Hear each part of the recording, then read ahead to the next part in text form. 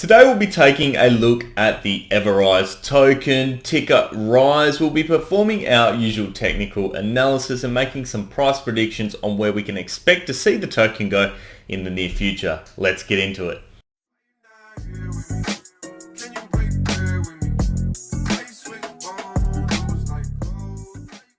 How's it going, guys? Ryan here and welcome back to another crypto video. We're taking a look at the EverRise token today, and whilst I don't hold this token myself, I've been asked by a friend to basically do my usual technical analysis on the token itself and make some price predictions on where holders can expect to see the token go in the near future. And because it is something that is quite new to me as well, I'll be having a brief look at the tokenomics of EverRise as well. But before we get into that, guys, please remember to leave a thumbs up if you do enjoy today's video, and if you want to see more of this sort of content, hit subscribe and turn on those bell notifications. I'd also love to know if you are an EverRise holder down in the comments section below, and if you think it is a good investment or perhaps not. But without further ado, let's get straight into today's video. Welcome to the EverRise token website, guys. As you can see, EverRise is describing itself as a hyper deflationary token, the original buyback token, and basically it says that EverRise token, which has the code RISE or RISE, is a collateralized cryptocurrency that grants investors holding RISE instant rewards on all transactions and protects them with its unique buyback and burn protocol. Let's just take a look at the tokenomics as well, and you can see how this basically effectively works. You've got buybacks, you've got burns and rewards. Your buybacks occur when basically it's turned on and the tokens are bought back from the market itself, and then they are effectively burnt, so they're gone forever from the entire pool that is in existence. Holders are also able to, auto stake instantly and receive 2% of the transaction volume, and they can watch their wallet grow in real time. So really cool stuff there, guys. Let's just click through, have a look at some of the other stuff. So yes, you can see it's got buyback function. We've seen all this information as well.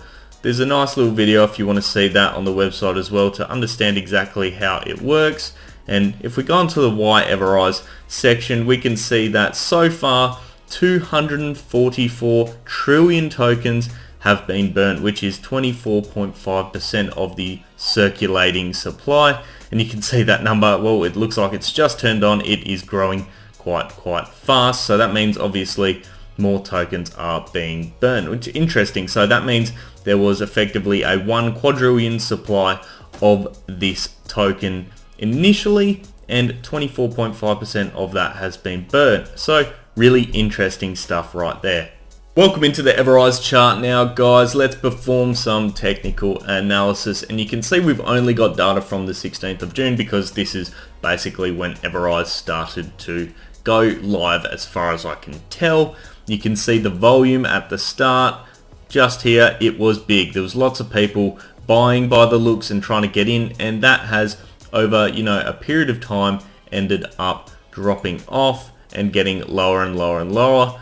Not sure why that is the case, particularly given the fact that I suppose we're going up and down consistently, almost like a coil. I would have imagined personally this would have been a trader's dream, because it looks like if we start plotting the trend lines, it's relatively predictable in its movement. So if we chuck in this line now, this is basically acting as our key line of resistance.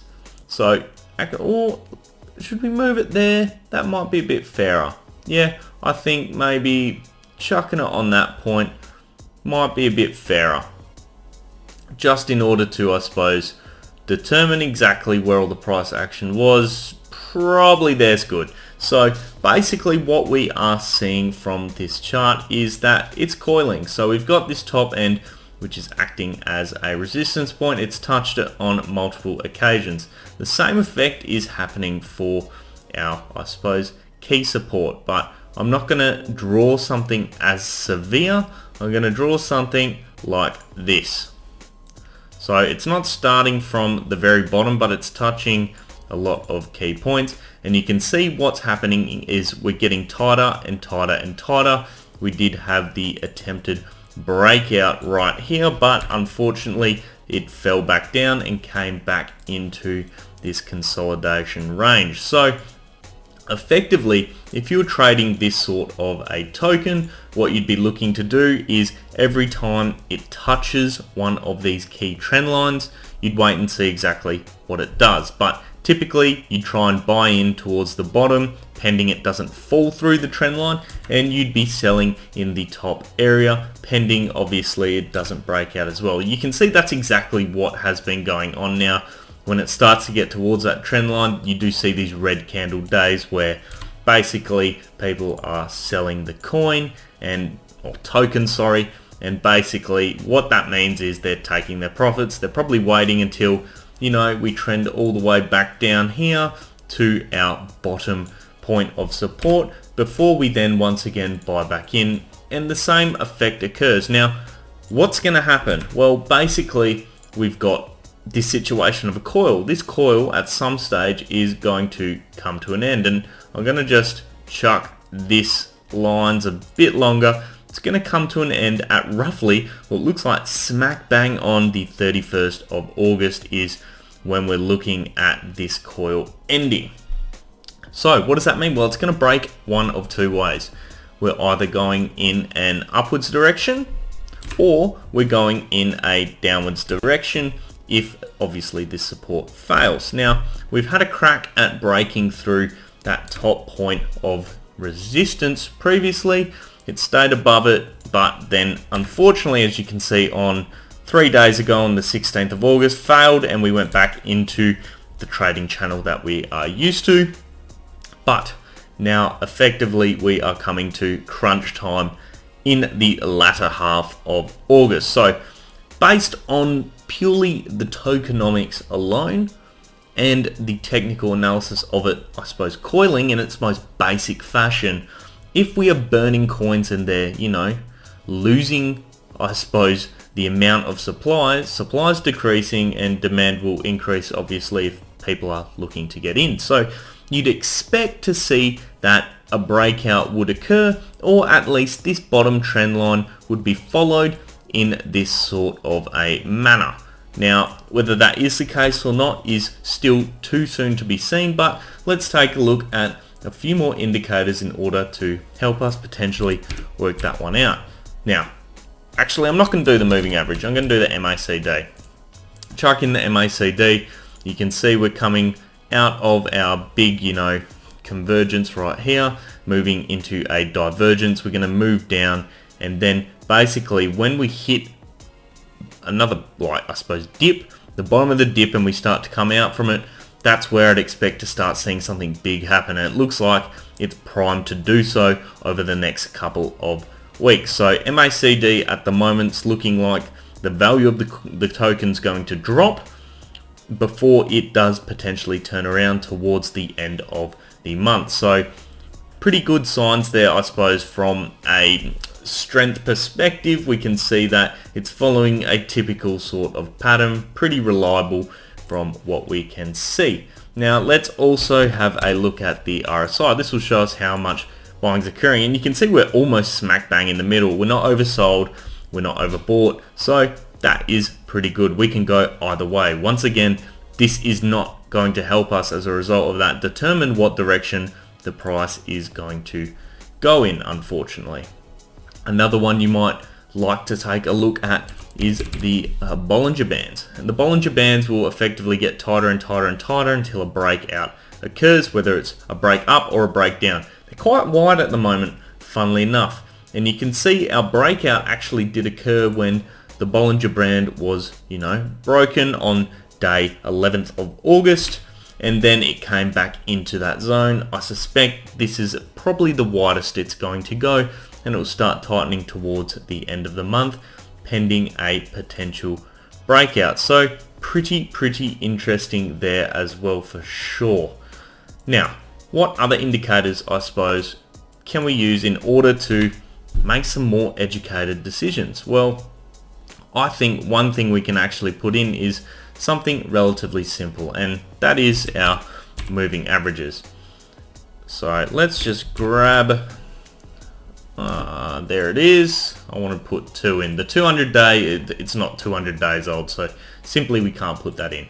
We're going to basically have to use, here we go. Is it going to actually work for me and let me, there we go, go to the settings, come on, there we go. 20-day moving average in the blue, and then we're going to go to the second one and chuck the 50-day moving average there in the red. Oh, it's a bit orangey.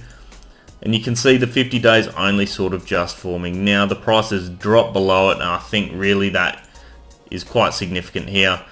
That break below not only our old resistance, and it was new support at the time, was broken, as well as the fact that the 50-day moving average was broken as well. It didn't hold out. Big red candle on that day, and we've dipped back down to this 20-day moving average, which is now acting sort of as a support point. So interesting stuff there. And I suspect what we'll really see a big move is where we have this 20-day moving average cross above the 50-day. That is known as a golden cross.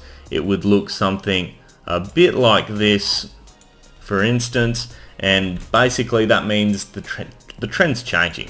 So if we see a big spike in volume, in buying volume, where the price is driven up, that is something we could potentially see within the next few days. I just want to add one more factor in.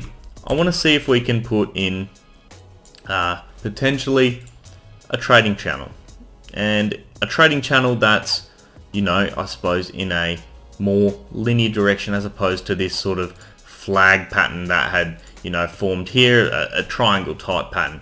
Can we put in place a trading channel that is moving sideways, but obviously one which is moving in a more of a positive manner? So let's have a look, and ideally what we're looking for is, you know, key touch points here where we can establish a nice sort of trend. Obviously we're out of it at this point, but you can see this is sort of, you know, probably a pretty good channel, pretty reliable channel that we can use. Even if I move it up here potentially, I think that trading channel is moving forward going to be a lot more reliable. So if I was to make a prediction on where we would see this token go in the near future, I would suggest that it's not going to, you know, go crackers and smash itself upwards like that.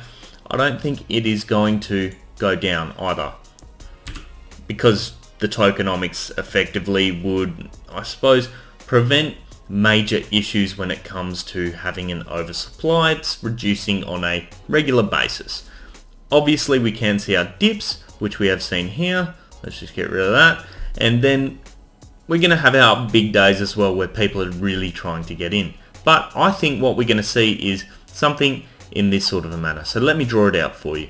It's going to be an up and down through this channel. You might see a big like little peak start occurring here when that end gets broken out, but you're going to see it come down and start trading in this sort of a manner. And as the tokens do get burned by buyback on the market, it's just going to gradually increase over time. So this is really, I suppose, a bit of a trader's paradise if that is the case, because all you're using is the resistance and support lines to basically determine, okay, I'm going to buy in at this point and sell at this top point here. It's coming back down. Okay, I'm going to buy back in here. Then the price is going to move in an upwards manner, and I'm going to sell at roughly this point here. So if I was to make a prediction on what's happened, that is what it would be for EverRise. I'd love to know your thoughts on EverRise token down in the comments section below. Do you agree with my analysis that it's just going to trend upwards in, I suppose, a more relaxed manner? Or do you think it's going to shoot upwards?